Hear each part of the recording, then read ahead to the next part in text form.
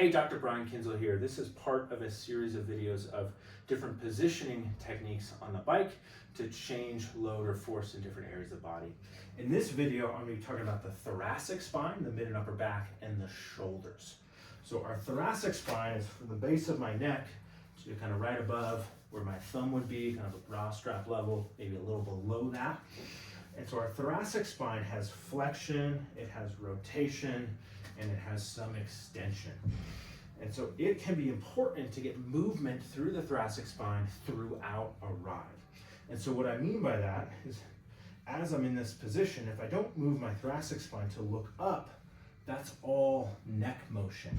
Even if you don't have neck pain, that can be fatiguing on a long ride. I can get some knots up there. You can start to feel really uncomfortable in the neck. It's often on long rides, it's something that cyclists will complain of, or if you're coming back from a neck injury, that's often the key aggravating factor. So what do we do about it? We try to promote thoracic motion. And so if I can, imagine I have a flashlight on my sternum here, the lower part of this bone in the chest. Right now that's facing down. If I can get that facing more upright, then I can see here, or if I want to look further forward, it's a lot less neck motion.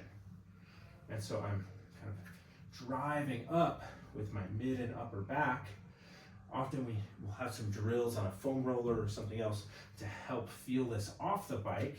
But if I can get some of this thoracic motion on the bike, then that can help my head position. However, this is an effortful position. If I just relax, gravity takes me here. So I do not expect that you're holding this for the entire ride, but we can maybe play with the position on the bike. We can play with the bike fit to get you a little more upright, and then we can get some extension and you don't need quite as much. If you're in a super aggressive kind of aero position, I can still get some, but it's definitely a little bit tougher. Takes a little more practice and a little more focus and a little more work. However, that is one of the key techniques, is getting this thoracic extension on the bike. You can also just use it to move around and kind of stretch out. So if things are feeling tight, on a place where you can soft pedal or kind of coast for a minute, you can just kind of play with some of these thoracic motions, and that can feel really good to loosen things up. So that thoracic extension can really relieve what's happening in the neck looking up. The next is thoracic rotation. So this is turning to look behind me. So if I don't move anything at my shoulders or my mid upper back to look behind me, that's all neck motion. And that takes me pretty much to my end range to try and see behind me. And it might be uncomfortable if you've had some type of neck injury or neck pain in the past. If I can get some turning, then I can reduce what I need. So if you feel comfortable, least pressure on the neck would be to let a hand go and kind of turn back, drawing this shoulder back. My chin is staying even with my sternum, and then just a little glance. So what that looks like is this. That's the motion. Again, this is something I work on with folks quite a bit off the bike, but if I can get a little turn and look, that can help relieve the neck pain. If my hands are on, I'm not going to be able to go as far, but maybe I can go fingertips here loosely, and I get this shift. This shoulder, my left shoulder comes forward, right shoulder drives back, and I can get some motion there. This can also be a nice stretch if you're on the bike.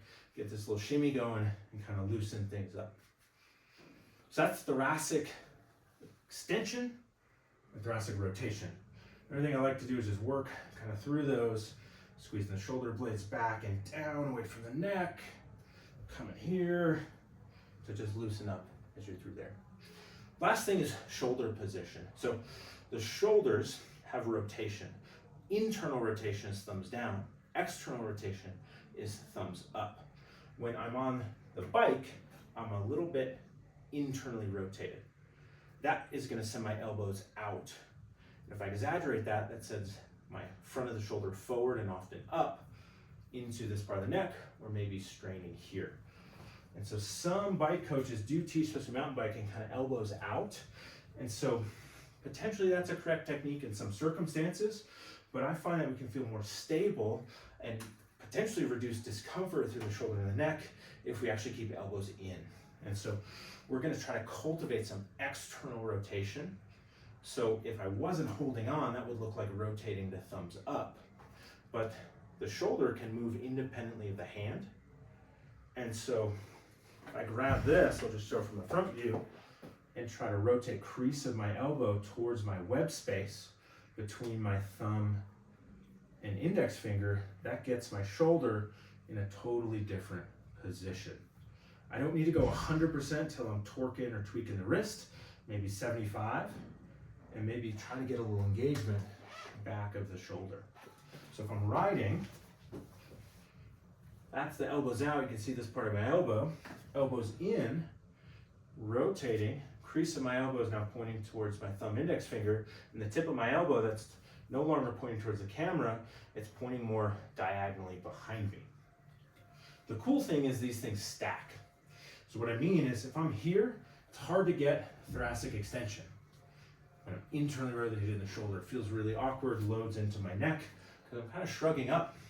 If I get externally rotated, elbows in, get the crease of the elbow towards the thumb index finger, then it feels way more natural to get some of this nice thoracic rotation, to draw the shoulders down away from the ears, to then rotate.